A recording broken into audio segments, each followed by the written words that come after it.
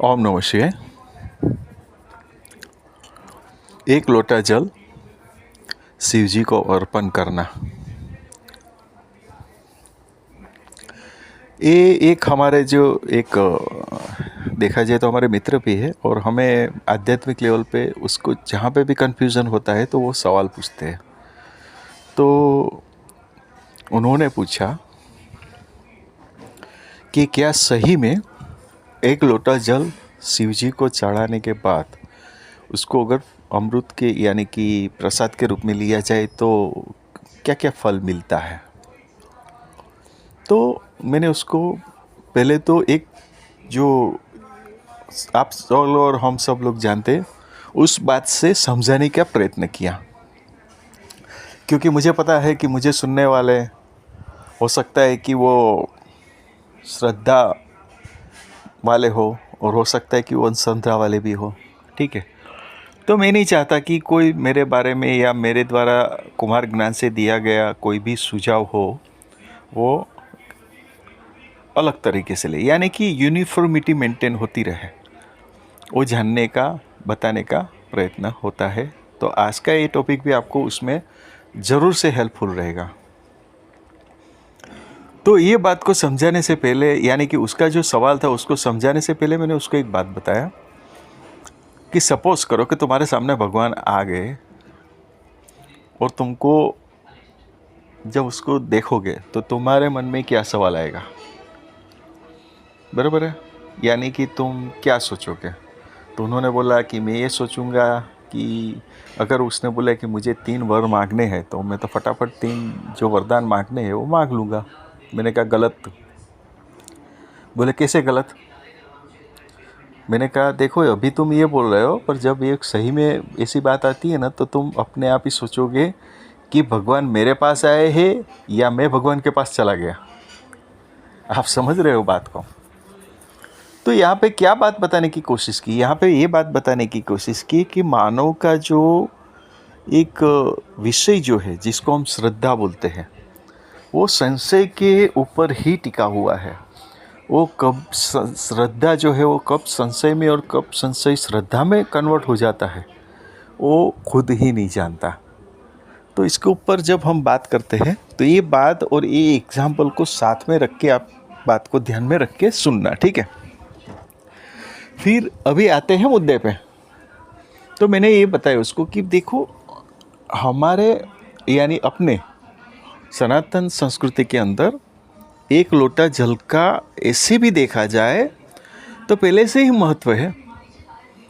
सूर्य को जल हम अर्पित करते हैं। सूर्य जो सुबह जल आपको पता ही होगा, हमारे घर में होता है, आपके घर में भी होता होगा।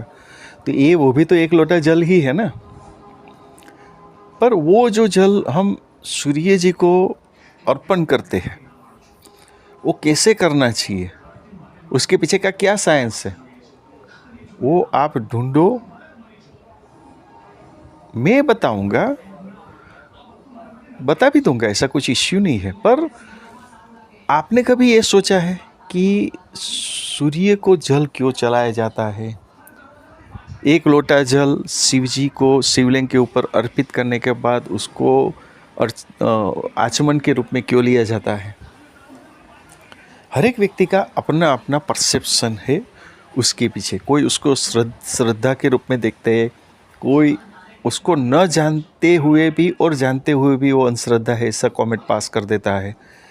यहाँ पे भी मेरा एक कहना है कि जो लोग, दोनों तरीके के लोग को मैं बोलता हूँ, चाहे वो श्रद्धा के रूप से बोले या अंधश्रद्धा के रूप से बोले, ठीक है?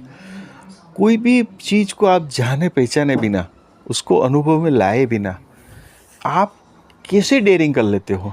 जिस बात के बारे में आपको कोई अनुभव ही नहीं है उसके बारे में आप कैसे अपना जो अभिप्राय है वो दे देते हो? देखिए हर एक व्यक्ति को छूट है अपना अभिप्राय, पर वो आप अपना जो अभिप्राय है वो अपने तक सीमित रखिए। जब हम किसी के बारे में कुछ अलग बोलते हैं यानी कि विरुद्ध बोलते हैं तो मेरा ऐसा मानना है कि उससे पहले हमें उसके बारे में पूरा डिटेल में स्टडी कर लेना चाहिए और उसके बाद ही उसके बारे में कमेंट करना चाहिए या उसके बारे में कोई कमेंट करना चाहिए। तो ठीक है, ये एक परसेप्शन रहा, हम उसमें ये सब बातों में नहीं गिरते, हम इसको ऐसे ही लेते हैं कि शिव जी को एक लोटा जल जो अर्पण किया जाता है, और जो हमारा एक लोटा जल हम जो शिवलिंग के ऊपर अर्पण करके उसको आचमन के रूप में लेते हैं, ठीक है। तो इन दोनों के पीछे का जो साइंटिफिक रीज़न है वो क्या है? एक जगह पे आचमन करने को बोला गया है, एक जगह पे सूर्य देवता को अर्पण करने को बोला गया है, ठीक है।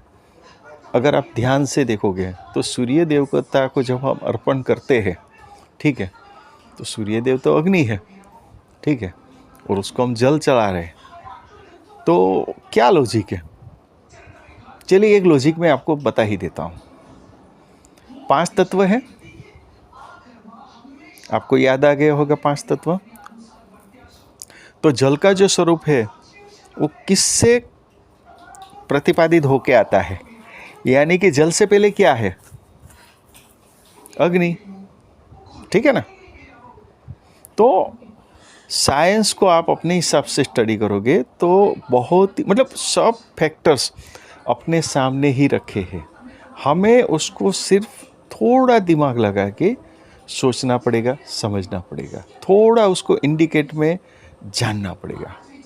आप बोलोगे कि भाई आप अभी बात कर रहे थे एक लोटा जल जो शिवलिंग के ऊपर चढ़ाने के बाद, अर्पण करने के चढ़ाने के बाद जो हम आचमन करते हैं, उसके पीछे का क्या लॉजिक है? तो देखिए, कोई भी लॉजिक के बिना कोई भी आदमी कुछ काम नहीं करता है, ये बात तो आप मानते हो, सही है गलत है? तो जब आपको मैं बताऊंगा तो आप विश्वास करो, क्यों करो वो बताओ। उससे अच्छा यही रहेगा ना कि आप 1 महीना एक लोटा जल जाके शिव जी को अर्पण करिए और उसका आचमन लीजिए और फिर फर्क देखिए, ठीक है। मैं तो यहाँ तक बोलता हूँ कि वो जो आचमन की जो जल आपने चढ़ाया है, वो जल लेके एक बार आप सिर्फ शरीर के ऊपर भी डाल के देखें, आपको एक अलग एनर्जी प्राप्त होगी। मैं आपको रिजल्ट बता रहा हूँ। वो कौन सी एनर्जी प्राप्त होगी वो मैं नहीं बताऊंगा, वो इसलिए नहीं बताऊंगा कि वो फिर वो ऐसे भी आपके पास दिमाग के अंदर बहुत सारा डेटाबेस पड़ा है, तो और एक डेटाबेस बढ़ जाएगा, उससे क्या फ़र्क गिरेगा। तो हमें, क्योंकि आप कुमार ज्ञान से जुड़े हो, तो डेटाबेस सिर्फ नहीं देना है, डेटाबेस तो देना ही देना है, पर सिर्फ डेटाबेस नहीं देना है, उसके साथ अनुभव देना है, अनुभूति करवाना है। आध्यात्मिक चैनल में हम क्यों आए हैं? सिर्फ बातें नहीं, आप इसका अनुभव करें और अनुभव करने के बाद तटस्थ जो रिजल्ट है वो हमें बताइए। आप सच नहीं मानोगे, अभी कल ही बात हुआ था कि एक मेरा मित्र है, वो कोई एक जगह पे गया था, वहाँ पे शिव जी की पूजा होती है, ठीक है, और वहाँ का कुछ ऐसा सिस्टम है, मैं कुछ उसके बारे में ज़्यादा मतलब जो जो कहना चाहता हूँ उसके ऊपर हम ध्यान देते हैं, ठीक है। वो वहाँ पे बैठे थे, हालांकि बहुत समय के बाद में जब वो मेरे मित्र को जाके मिला तो अचानक ही वो इस बात पे आ गया। तो उसने मुझे बताया कि कमलेश जी मेरे साथ कुछ अलग सा बात हो गया। मैंने कहा क्या हुआ?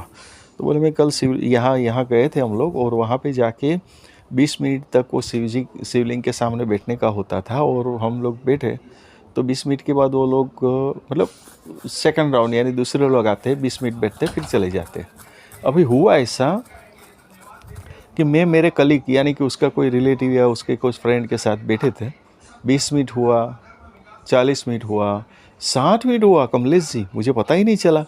जब मेरी आँख खुली तब मेरे जो साथ में आए थे उसने मुझे बताया कि मैं 1.5 घंटा उधर बैठा, और मैं आपको सच बताता हूँ कि मुझे ही याद नहीं कि मैं 1.5 घंटा कैसे बैठा, मुझे तो लगा मैं अभी बैठा अभी खड़ा हुआ, ठीक है।